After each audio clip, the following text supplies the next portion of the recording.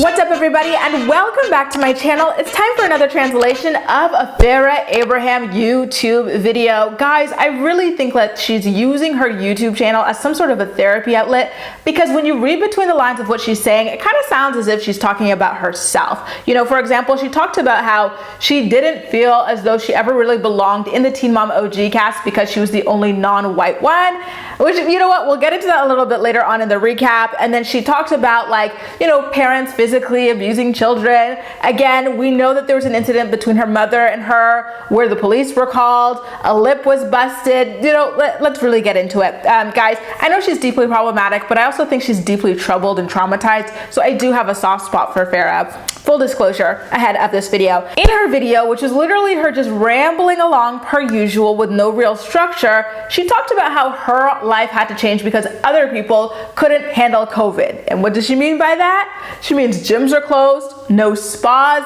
no restaurants, because other people can't handle a virus. And it caused her to have a mental breakdown. And she says that as a result of all of these things being closed, she's having to spend more time with her family than she would like. And, you know, considering the fact that her daughter is the only one in LA with her, I think that what she was talking about was her. On a positive note, she hasn't mentioned currently being in therapy, which is a really great thing for anybody. And she's also talked about how her daughter has watched her go through depression, anxiety, bereavement, and seasonal affective disorder, which she referred to as seasonal defective disorder. She says that it's a beautiful thing to share these kind of like ups and downs of her mental space with her daughter. And she also says that it's a good thing that Teen Mom OG allowed her to share those struggles with the world as well. She says that it helps other people realize that it's okay to talk about your mental health, which I do think is important in everything. But I also do hope that she's sharing these things with her daughter in an age appropriate manner. But this being Farrah Abraham, I unfortunately highly doubt that. And let's get into her feeling as though she never quite fit in with the Teen Mom OG girls. She actually says in her YouTube video that she didn't feel as though she fit in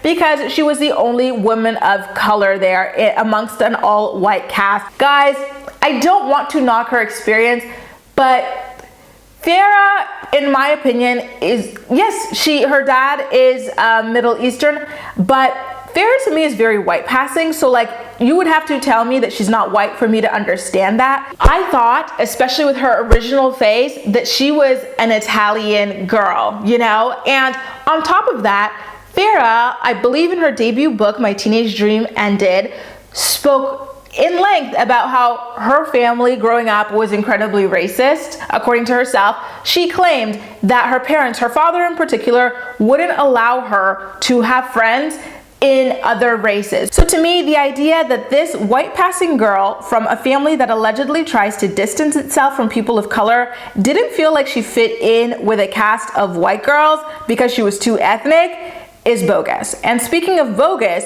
she also claims that she didn't fit in because she didn't conform to gender norms. But again, Farrah, in my opinion, is the depiction of hegemonic femininity, which is like extreme femininity on crack. Like if you allowed men to draw what they think women look like, it would be super skinny, huge boobs, huge butt, huge lips. And that exactly is what Farrah is. So I don't know what gender norms she feels as though she doesn't fit into, because in my perception of her, she is a picture of hegemonic femininity. So again, I don't really understand where she was going with that. Now moving along, she says that she wishes that she had a mom to help her, you know, work through things, but unfortunately it's unrealistic. And to me, it's heartbreaking to hear a daughter talk about that kind of a relationship with her mom, where she feels as though it's unrealistic to ask her mom, like, you know, to help her through anything. Like, that really does suck. And then here she's kind of talking in general about parents, but you know, again, this is a Farrahism in my opinion, and she's probably just talking about her own parents, so I'm going to address it as such.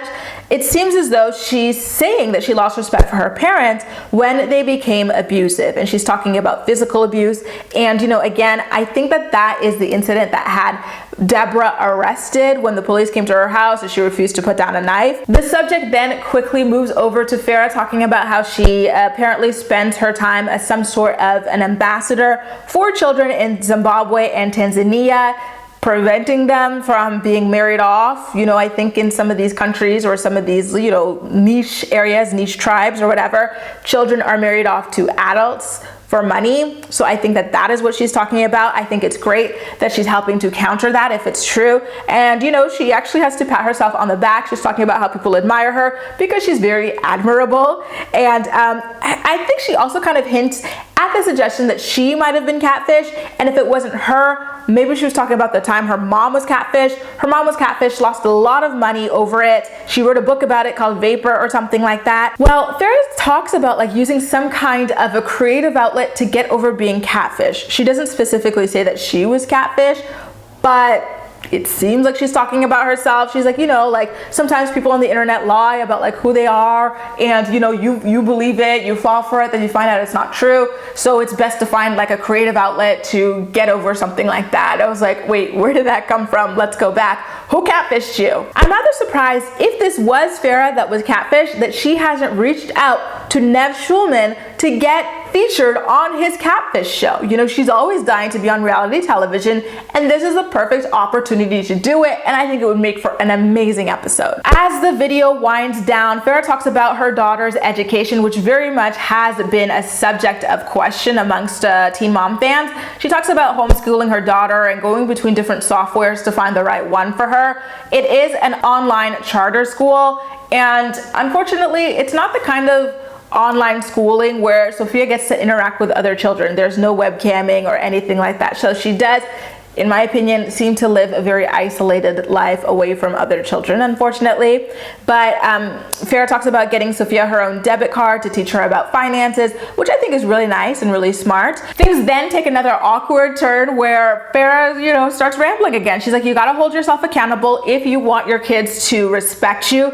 Violence can occur between children and parents if kids are frustrated with their homeschooling software. So I'm kind of like, is this a story she heard from someone, or is she getting physical with Sophia, or Sophia getting physical with her over this homeschooling situation? That's another like really big, you know, bomb that she dropped and then kind of glosses over. And then in the two final parts of the video, she talks about Teen Mom fans being haters and regularly calling CPS on her. And then she actually accuses her parents of being mentally ill and causing her to need therapy. Again, she didn't specifically say my parents, but it's Farrah. She's like, you know, there are parents out there who are mentally ill, they mess up their kids, then their kids need therapy. It's not very hard to connect the dots here. In my opinion, she's talking about her own parents. That's what I meant when earlier in the video, I talked about how I believe that Farrah being on YouTube and just rambling here is her own form of kind of like therapy and really healing and coping with everything that's happened with her life. So you definitely have to read between the lines on what it is that she's saying and make your own assumptions.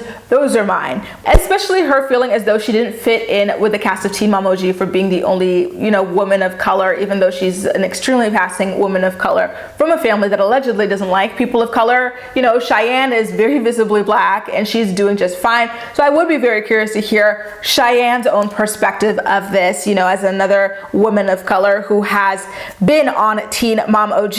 Make sure to let me know all of your thoughts and opinions in the comment section down below, and as usual, we'll chat. That's all for now. Thank you so much for watching, and I'll see you next time.